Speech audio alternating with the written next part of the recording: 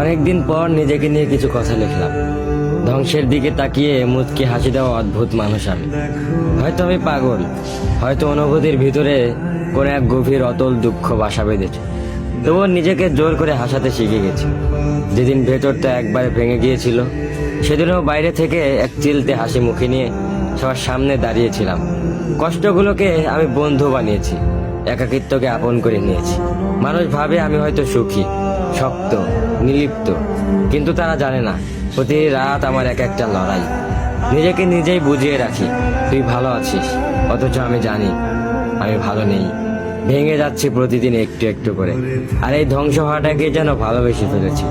আমি সেই মানুষ যে হার মানার আগে হাসে, কারণ জানি কান্না দেখিয়ে লাভ নেই।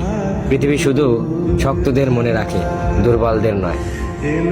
তাই আমি অদ্ভুত, আমি অনুভূতির আগুনে পুড়ে যাওয়া নীরব যোদ্ধা।